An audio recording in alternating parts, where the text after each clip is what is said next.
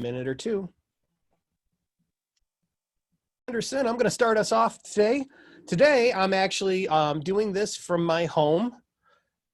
Going to give it a shot and see if it works through our meeting rather than traveling to school in the office. I hope everyone is staying safe and doing well. The purpose of this town meeting is for us to share you everything that we know at this point and how we can move on into the future.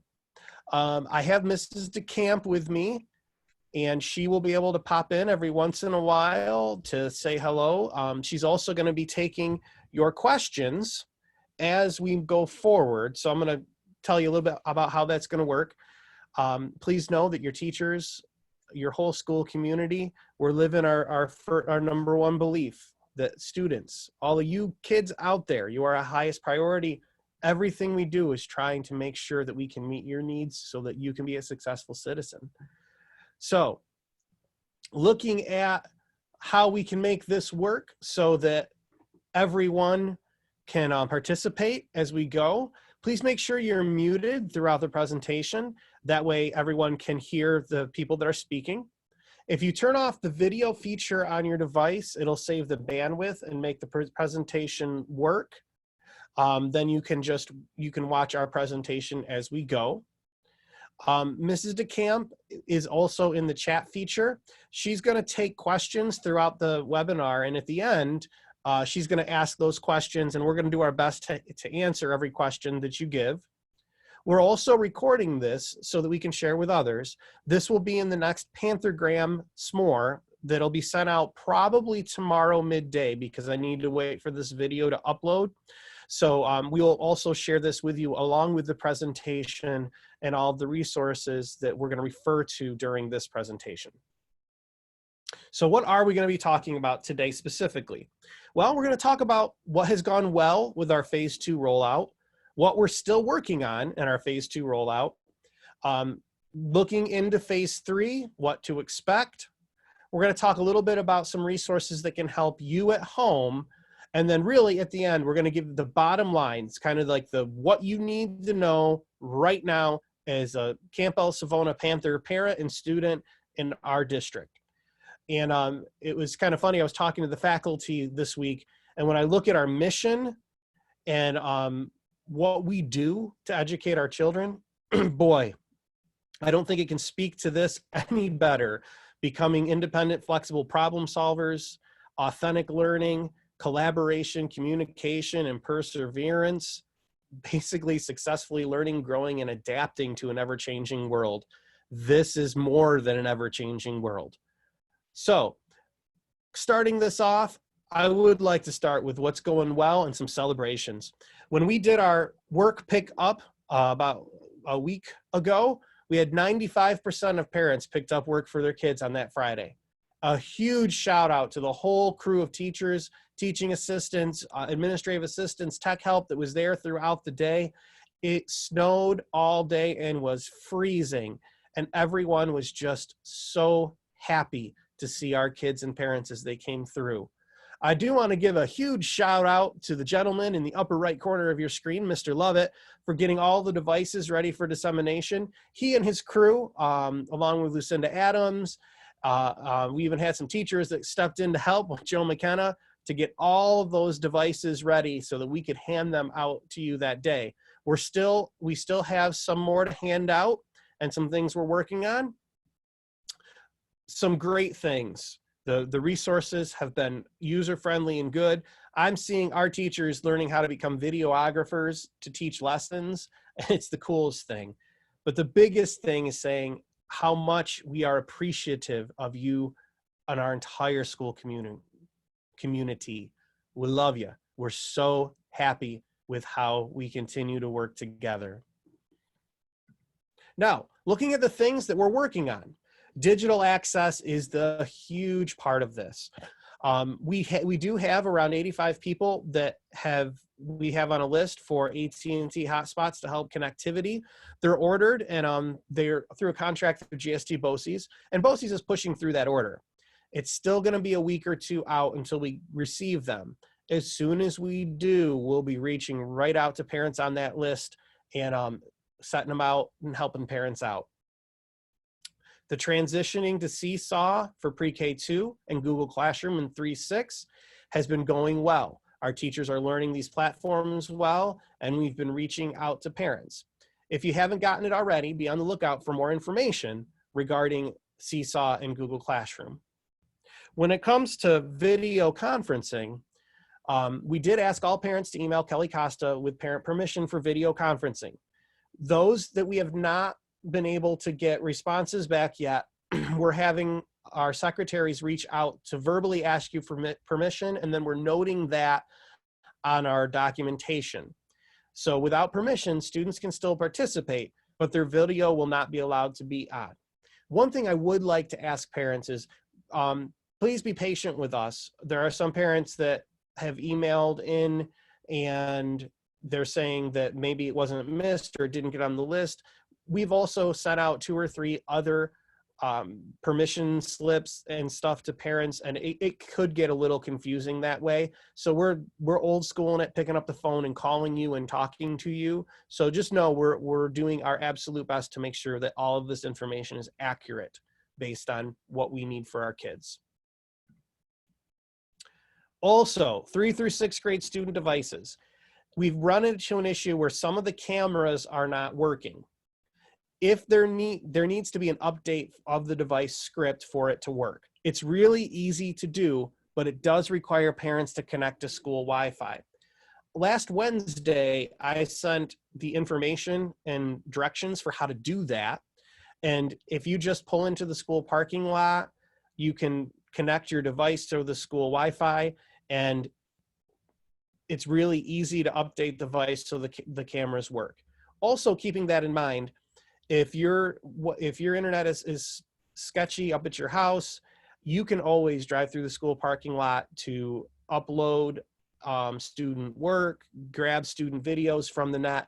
Our networks are open, and that not only is the Campbell School and the Savona School, also the bus garage and any BOCES campus. So literally, if you lived closer to the Cooper's BOCES campus and wanted to pop into their parking lot and connect, you can do that also, and our devices will connect to their Wi-Fi. Tech help and support. One of the transitions that we're seeing with phase 2 is now that we're getting more devices in parents' hands and we're expecting kids to work in a digital environment, we need some technology support and help for parents. In the Parent SMORE newsletter that's going out probably tomorrow mid-afternoon, that is going to have a link to a Google form to fill out for tech help. We're also going to have that put into the school website. So as a parent, you can go to the school website and click on it and make it work. Now, if you do not have your child's one-to-one device and have requested it, please know we're doing another pickup from 4:30 to 6 p.m. tomorrow. Please know that if you have to let us know prior so that we can have it pulled and ready. We'll also do another pickup for folks that find that they do need their kids' one-to-one device. But the hope is we're really starting to get what needs to be in students' hands in their hands. Now, video conferencing. One of the questions we said is, what if I do not have the internet? Well, every time we do a Zoom conference, you can do it by phone. So if you get a text message, if you look at the screen here, there's a New York number, you call, and then you just put the meeting ID number in and the password, and it connects you via phone. So you can communicate through audio on phone to be a part of any meetings that occur. One thing to remind parents, we're working very hard to keep all of our video conferencing closed so that other people can't get into it unless we want them to. So that meeting ID and password are things that we do not want to share with others when we're setting up a video conference without people that are supposed to have them. Now, what are we learning in preparation for phase 3? The last conversation we had together, we talked about, well, what would phase 3 look like? We were all hoping that we would be back to school by now. That is not the case. The governor has put off till May 15th at least. And we don't know if that's going to be extended through the rest of May or through June or the rest of the school year. Some states have shut down their schools for the rest of the school year. I don't know if that's going to happen to New York State, whether it be the whole state, parts of the state, but we have to be prepared for it and learn as much as we can. One of the big things we're learning, less is more and quality over quantity. You'll notice we're working with our teachers to trim down and limit the amount of programs, apps, and communication tools that parents are required to use. We don't want parents' heads spinning with so many different apps to go to, and this teacher has this app they use, and this teacher has this app. We're going to talk a little bit more about that as we go into phase 3, but that's the big thing. We are also working to create more structure and expectations for students, parents, and teachers so that we can support parents to let them know how this should be running in their home. One of the biggest transitions in phase 3, though, is identifying the most important standards for students to learn and grow in core academic subjects so that we can, quote, grade them and document student progress. So you'll notice when we talked about phase 2, we said now teachers are going to start giving feedback. Moving into phase 3, now that feedback is going to be connected to accountability for students to complete work, for teachers to offer assessment and grades to document their progress. And we'll talk a little bit more of how that goes as we move forward. Now, parent and student support in phase 3. We have to think about the whole child: academic, social, and emotional support. Our student support team, our group of counselors, are actively available to support families, and I'll talk to you a little bit more about that in this presentation. We're also working at sharing information to coordinate with outside services for parents. The honesty is some parents can work from home and they're continuing to get a paycheck and they're just adjusting to a new way of life. Some parents, they lost their job and now we're running out of ways to get food, to pay the bills. And those are two distinctly different things. And we're going to do our best to try to give parents those resources to help them. Now, what will phase 3 look like? Well, it's going to start on May 4th. It'll go to May 15th at least, or longer, depending on the Governor Cuomo's executive order. Now, new instruction with grading. That's what I was talking about in the previous slide. We'll continue with brand new instruction, and we'll start offering not only feedback, but assessment as students work and grow. Hard copies for work pickup. We're going to do another work pickup on April 30th from 8 a.m. to 3 p.m. Mark your calendars. We're going to do it drive-through style, just like we did last time. Pre-K through 2 students, all students will have hard copy work to pick up. Grades 3 through 6, teachers are going to be in touch with you regarding whether or not there will be work for you to pick up for your child. Students will receive work for the entire month of May. That's so that we can be proactive, knowing that there's a chance we're not back to school by May 15th. Now, looking more into phase 3, I talked a little bit about quality over quantity and also efficiency. So what we're doing is we're going to hone in our student learning platforms, our digital classrooms. Pre-K through 2nd grade is going to be a program called Seesaw. Many parents have already used this before. 3 through 6th grade, and ultimately 3 through 12th grade is going to be Google Classroom. Now, to help parents, we have created links on our website. So if you look at the picture on the right, the upper picture, you'll see a green new with 2 exclamation points that says elementary software links. If you click on that, that'll open you to what you see below, which has a direct link to iReady, iExcel, Google Classroom, and Seesaw. Now, the great thing about Seesaw and Google Classroom, first of all, they're both Google products. They are 2D compliant, which means student privacy is protected. They talk to each other well. They're age appropriate. And they're all encompassing. Students can submit work. Teachers can assign assignments. Teachers can embed instructional videos. And in fact, that's where all of those instructional pieces are going to end up. It puts everything in one spot for a parent. We're trying to think of making things easier for parents and absolutely as efficient as we can in a world that we've never had to live in before.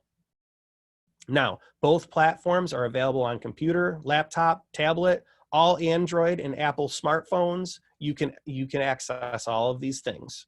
So that is a huge, huge movement forward to help support our parents and students and teachers. Now, over the next 2 weeks, before we kind of flow into phase 3, the big thing for parents, get logged into Seesaw, a Google Classroom, so your child is 100% ready to participate in their new learning environment. We're looking at really kicking it off, full implementation on May 4th. Now, parents are getting a lot, we're doing this over time. So we're giving parents time to adjust to it, and our teachers. We are doing constant online classes with our teachers throughout the week, professional learning for them.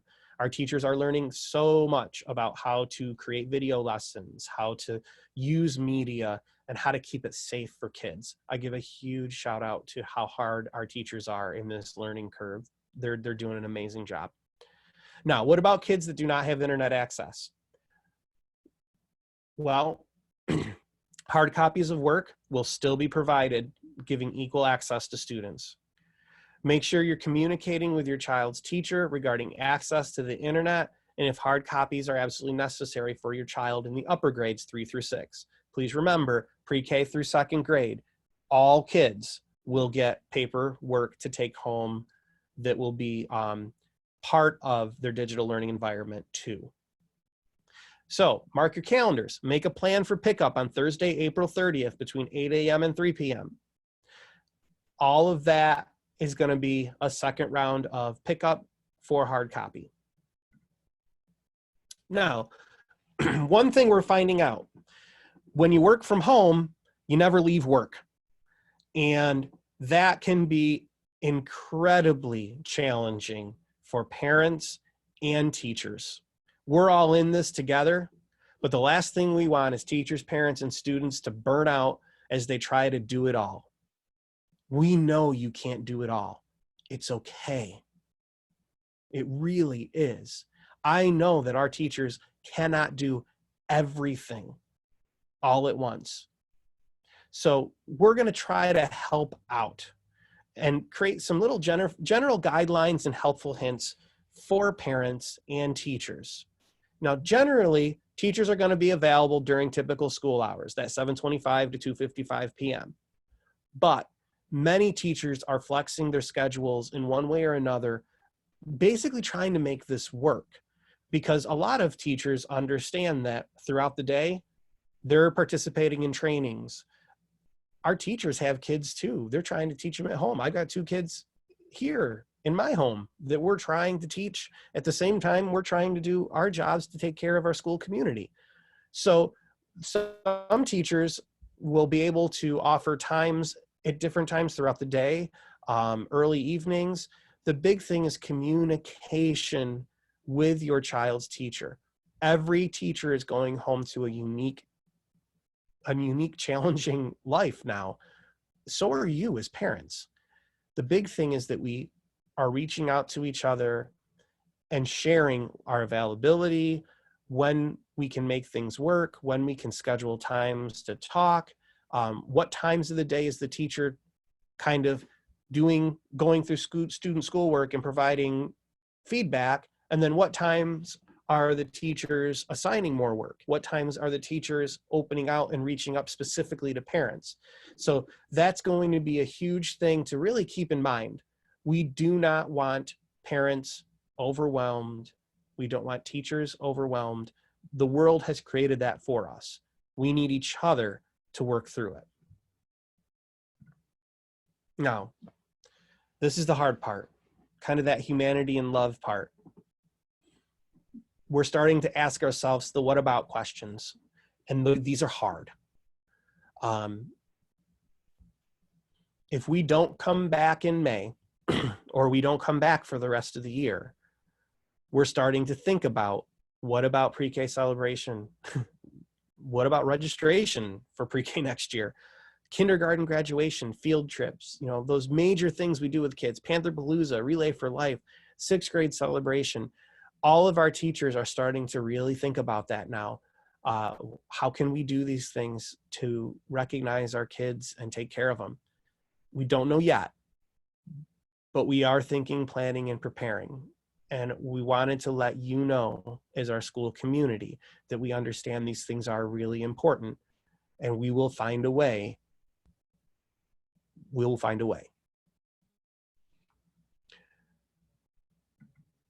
One of the other things that I wanted to take a moment to talk to you about is a great majority of this presentation has been about academics, because it's important. It is incredibly important. But there's also other parts to this.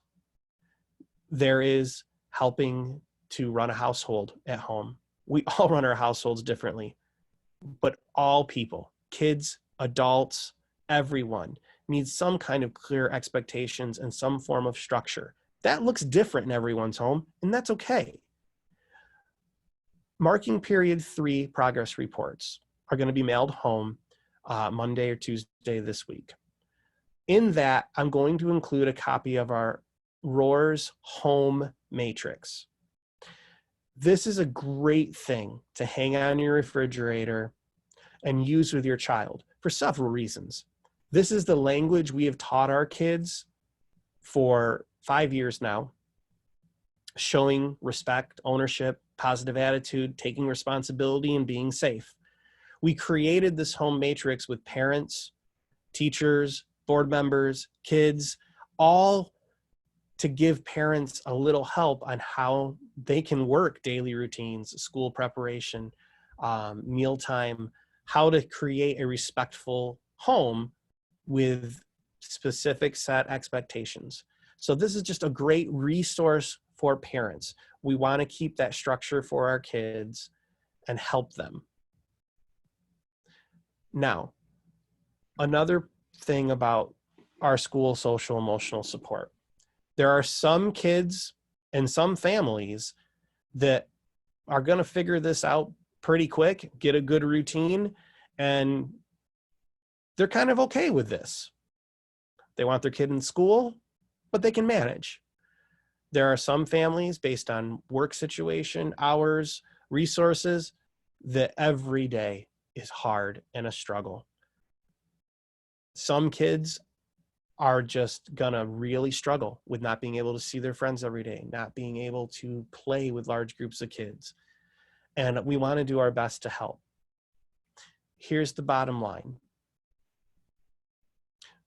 Whenever your child walks through our door again, the academics, we're gonna assess them. We're gonna find out where they're at. We're gonna find the reading level, where their math conceptual understanding is, and we're gonna jump right in teaching them. If they come back social emotionally struggling because they didn't have a counselor to talk to, or mom and dad didn't have a counselor to talk to, trust me, I've been there a little bit myself. I get it. That's a whole nother thing to work and help our kids. So I want you to notice on this slide, Mrs. Sears, our school counselor, she's setting office hours every day, 8 to 4, Monday through Friday. She's created a school counselor telephone, which you can text or call, 607-583-8091. You can also email her at rsears@cscsd.org. We'll continually post stuff in the Parent S'more that's going to show you and give you resources that you can use and connect with the school. Please note, tomorrow's S'more is going to have a thing on sibling rivalry. Now, to anyone that has more than one child, you may have experienced this when they're stuck home all the time together. Yep, my 2 kids are different. We have some stuff with that too. It's okay. It's part of growing up. Good resources help. I also want to give a big shout out to Mrs. Kohler, our school psychologist, who has created a Google site that includes helpful helplines for assistance, mental health resources, reaching out beyond our school community and within our school community. Her website will also be part of our s'more that'll go out tomorrow, that'll allow you to be able to click on and just go through what are the things you need. What does your family need help on? Is it a food bank and food insecurity? Is it just simply trying to set routines with the kids at home? All of those types of things. So, I mean, as a parent, is it I just need to figure out how to take a break from my kids and help them at the same time? We're all human. It's okay. We'll make it. We're doing it. Now, the bottom lines. What are the major bottom lines? What you need to know now as a parent. This is that critical slide. As was stated before, the governor has said the school will not be in session until at least May 15th. Working to get your devices connected to Seesaw and Google Classroom is a good to do. Our next device pickup will be Tuesday, April 21st, 4:30 to 6 p.m. If you requested a device between Wednesday of last week and Friday of last week, we'll have your device ready for you then. And please keep reaching out to us, and we'll be doing our best to get them to people. The AT&T hotspots, for those of people that have identified that, are on order. The school will be reaching out to you in about 1 to 2 weeks. Market period 3 reports will be mailed home early this week. That will include anecdotal information from your child's teacher that's going to talk about some of the positive strengths in academics they've noticed that your child has been excelling. And also, they're going to talk about, excuse me, sorry. The marking through reports will also have some specific things to continue working with your child on at home in academics with reading and math and other core subject areas. And so keeping that in mind, the big thing to mark your calendars, the next hard copy work pickup will be Thursday, April 30th from 8 a.m. to 3 p.m. And the bottom thing, just wanting to really reinforce with you and our whole school community. Yes, your child needs to do his or her work every day. Read, write, practice, and apply math. Be active and healthy. Those are non-negotiables. If you want to blame that on Mr. Anderson and say, I watched Mr. Anderson's presentation and he said that we've got to do this, that is something that is incredibly important just for your child to be happy. But no, your child should not be stressed and anxiety ridden over their work. Give it their best try, submit assignments, ask questions in the digital classroom, let their teacher support them when they don't understand. Read, write, practice, math. Do not get to a point where you're stressed. If you're a parent and your child's been trying to do something for several hours, stop. None of the initial instruction should be taking more than 1.5 hours to 2 hours a day. That is not the expectation for a child to work for an 8-hour school day on schoolwork. They don't do that at school. School has tons of breaks throughout the day, tons of movement throughout the day. So please don't feel that you need to do that at home. Now, at this point, I know Mrs. DeCamp has been taking questions, and she's going to jump in with me. And hopefully we can answer some questions live on the fly with you right now and help out in any way we can. So I'm going to unmute you, Ms. DeCamp. I think. There we go. Hi. All right, there we go. Can you hear me? I can. Okay, perfect. So we actually only have a couple, and guys, if you still have more, feel free to send them along and I will answer, or we will get those answers for you. So the first one really goes along with the tech help. Some folks in the primary are using Seesaw, and they said that they've noticed that the Google Drive videos are not opening that are being posted there. I know moving forward, we do have, we are going to ask teachers we won't be using the Google Drive anymore. So what we'll be doing is the teachers will actually upload a MP4 directly to their classroom. So that might help with some of that.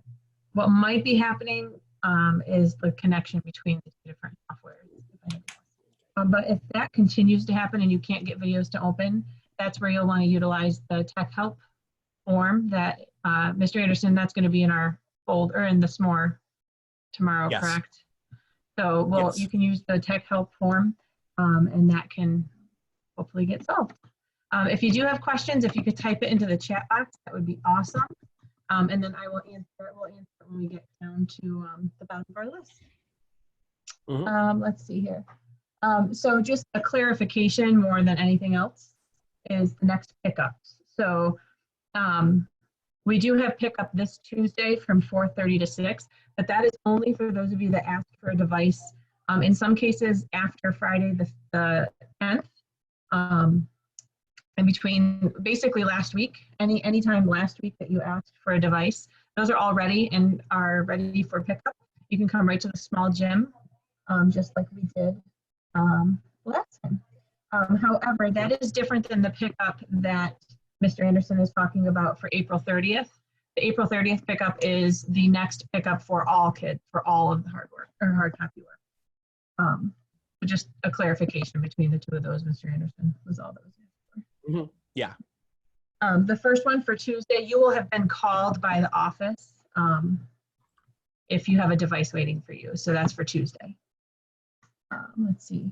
We have a couple of questions about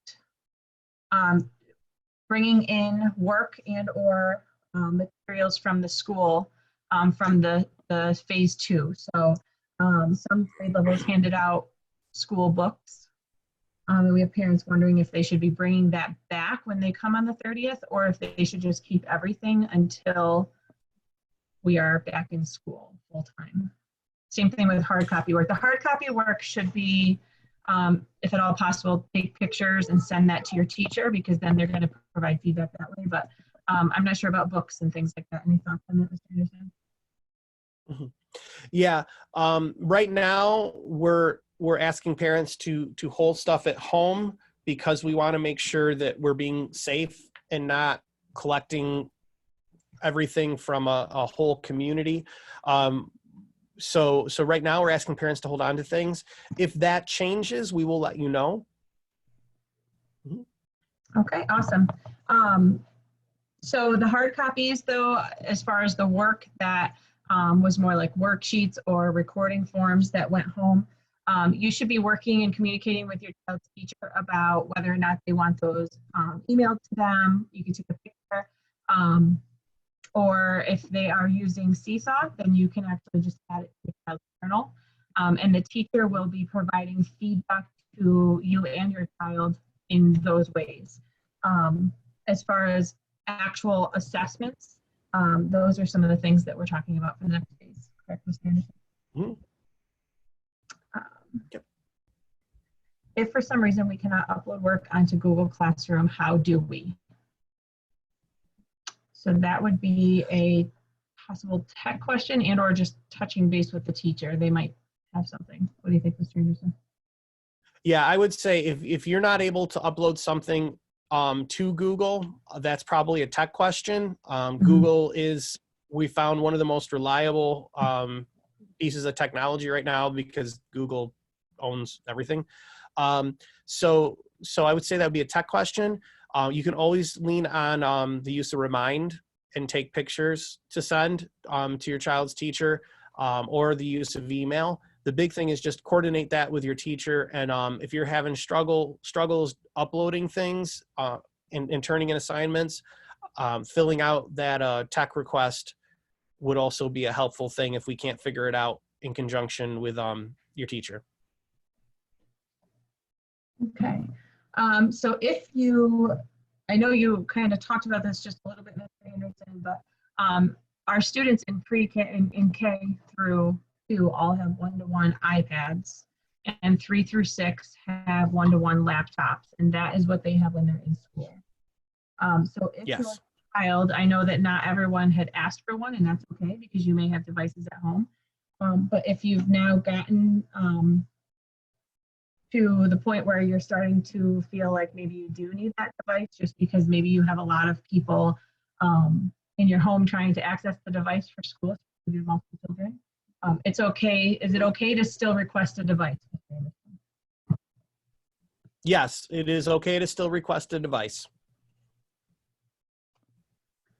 And on top of that, just so that you guys know, it does take just a little bit of time for devices to be pulled from classrooms and prepared to leave our school.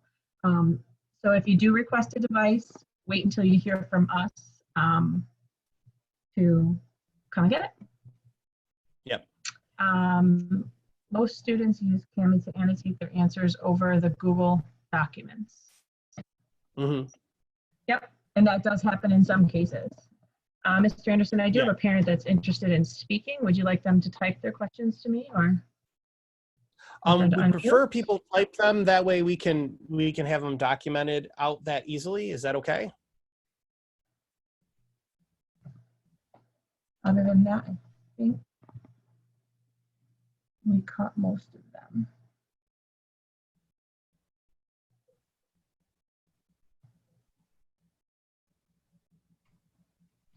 Yeah, I think that's all of the ones that I have in the chat so far. If you guys have more questions, if you could stick those into the chat.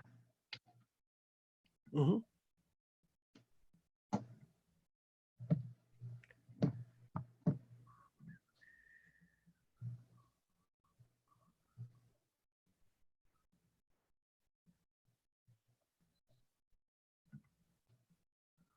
And Cami is actually really neat. That's a great tool that you guys might notice some of your teachers trying to kind of start playing with a little bit with your kids. It allows them to use PDFs, and they can actually annotate right over top of a PDF to answer some of their work. Mm-hmm. Let's see. What about music and physical education assignments? That's a question. So, yep. So we're starting to, what we're probably going to end up doing over the course of the next week is creating a special areas classroom in Seesaw for pre-K through 2, and then a 3 through 6 Google Classroom so that they can give assignments in grade level bands.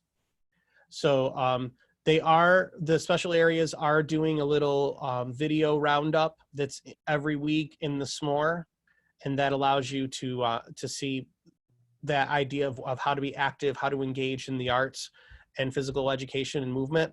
The big thing I think from a physical education standpoint is now that hopefully we'll start getting some good weather, kick them outside and make them play, make them go run around. And I know Mrs. Fishbaugh has come up with some great ideas for art, and Mr. Flanagan and Mr. Wilmore are doing some great things. Mr. Wilmore with the Junkyard Band. If you have a band student, I know they're doing a lot of one-to-one lessons and those types of things that has worked out really well. So I think if you're looking for more things to do in the special areas, reach out to them. I know they're jumping into Zooms with classrooms to say hi throughout the school. So we'll continue supporting that. Okay. Can we still request hard copy work? My internet is slow with so many kids trying to be on it at one time. I would say in that manner, talk to your child's teacher. Every person is in a unique experience. So talk to your child's teacher and talk about what your access is and how it is. And just decide together if that's something that you need for your child. If it is, we'll definitely accommodate it. Okay. Just some current concerns and questions around the use of Google Classroom. Feeling like just trying to figure out how it works and what to do when they're not sure how to make that, how to really interact with it.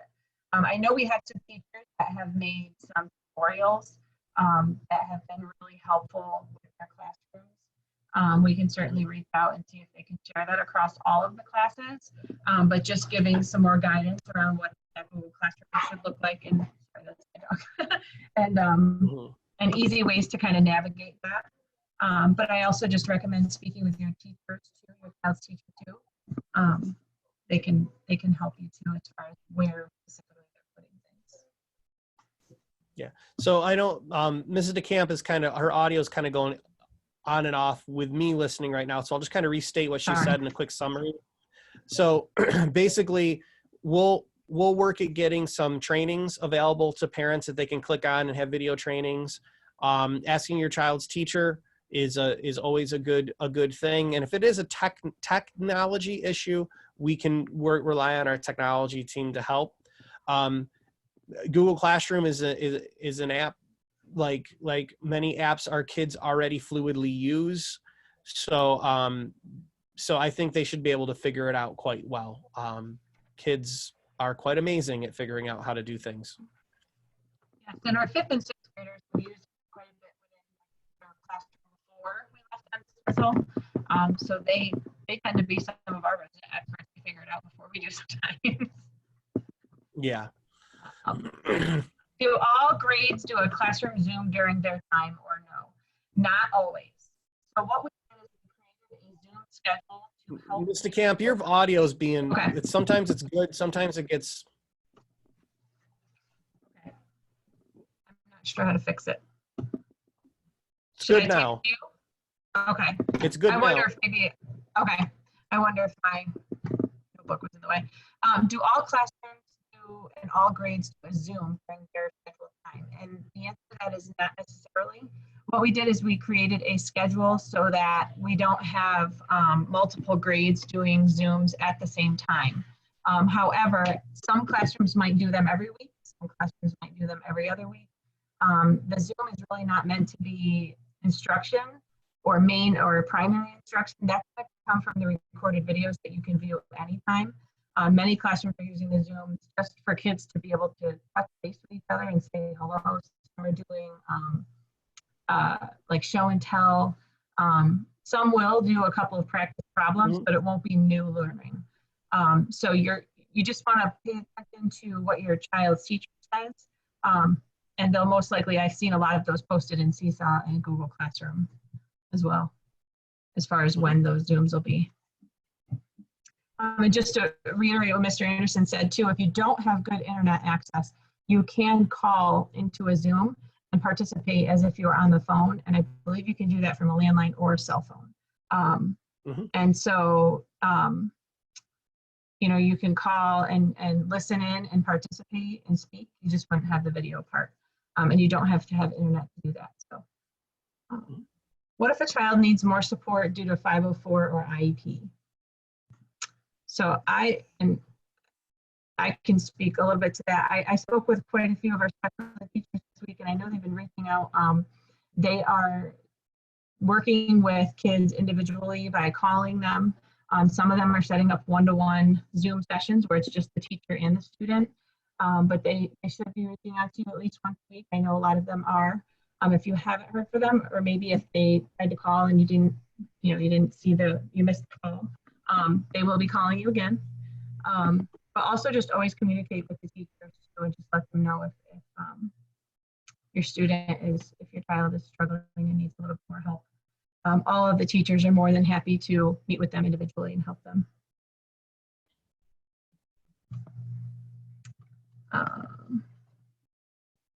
So in some cases, I know some teachers are more prevalently, are a little more, you'll see them more often on their Google Classroom. I know some of the grade levels, and Mr. Anderson, you can maybe speak to this, but some grade levels are using Google Classroom together.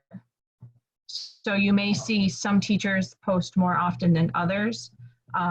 So if you don't see a specific teacher and you're curious about what your child is supposed to be doing with that teacher, I know that they've banded together to really work together as grade levels. But just reach out to your teacher, send them an email or call them. And that was just a question around